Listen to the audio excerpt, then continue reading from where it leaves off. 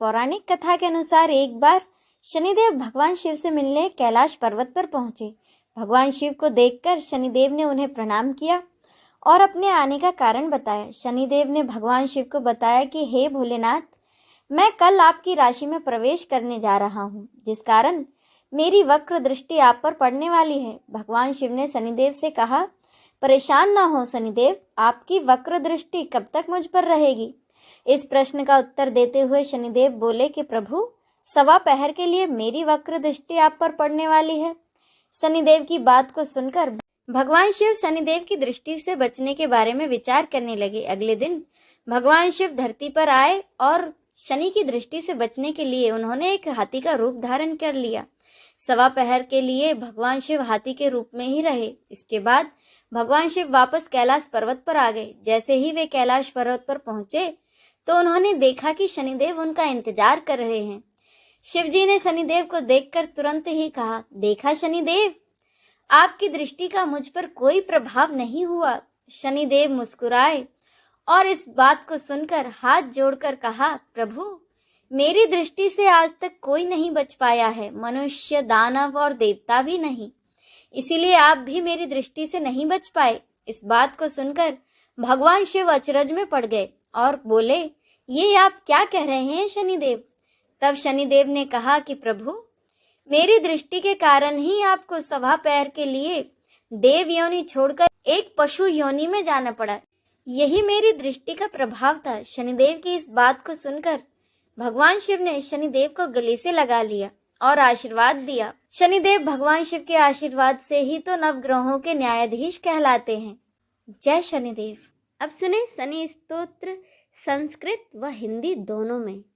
नमः कृष्णाय नीलाय शीतिकंठ निभाय च, नमः कालाग्नि रूपाय कृतांताय च वे नमः, नमो निर्मांस देहाय दीर्घश्म श्रुजुटाय च, नमो विशाल नेत्राय शुष्कोदर भयाकृते, नमः पुष्कल गात्राय स्थूल रोमणेथ वे नमः, नमो दीर्घाय शुष्काय कालदंष्ट्र नमोस्तुते, नमस्ते कोट राक्षसाय दुर्नरिक्षाय वे नमः, नमो घोराय रौद्राय भीक्षणाय कपालिने, नमस्ते सर्वभक्षाय बलिमुख नमोस्तुते, सूर्यपुत्र नमस्तेस्तु भास्करे भयदयाय च, अधोदृष्टे नमस्तेस्तु संवर्तक नमोस्तुते, नमो मंदगते तुभ्यं निस्त्रांसाय नमोस्तुते, तपसा दग्ध देहाय नित्यं योगरताय च, नमो नित्यं शुद्धार्ताय अतृप्ताय च वे नमः,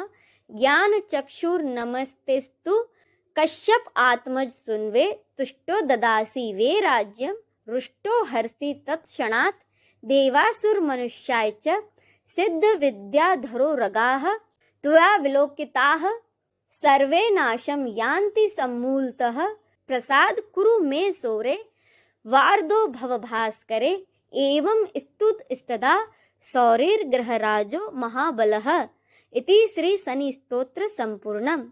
अब सुने शनि स्तोत्र हिंदी में। जिनके शरीर का रंग श्री कृष्ण और भगवान शंकर के समान है, उन शनिदेव को नमस्कार है। जो जगत के लिए काला अग्नि एवं कृतांत रूप है, उन शनीश्वर को बार बार नमस्कार है। जिनका शरीर कंकाल जैसा मांसहीन तथा जिनकी दाढ़ी मूछ और जटा बढ़ी हुई है, उन शनिदेव को नमस्कार है। जिनके बड़े बड़े नेत्र, पीठ में सटा हुआ पेट और भयानक आकार है, उन शनीश्वर को बारंबार नमस्कार है। जिनके शरीर का ढांचा फैला हुआ है, जिनके रोए बहुत मोटे हैं, जो लंबे चौड़े किंतु सूखे शरीर वाले हैं तथा जिनकी दाढ़ें काल रूप हैं, उन शनिदेव को बारंबार प्रणाम है। हे शनि, आपके नेत्र कोटर के समान गहरे हैं, आपकी ओर देखना कठिन है, आप घोर रौद्र, भीषण और विकराल हैं, आपको नमस्कार है। वली मुख, आप सब कुछ भक्षण करने वाले हैं, आपको नमस्कार है। सूर्य नंदन, भास्कर पुत्र, अभय देने वाले देवता, आपको प्रणाम है। नीचे की ओर दृष्टि रखने वाले शनिदेव, आपको नमस्कार है। संवर्तक, आपको प्रणाम है।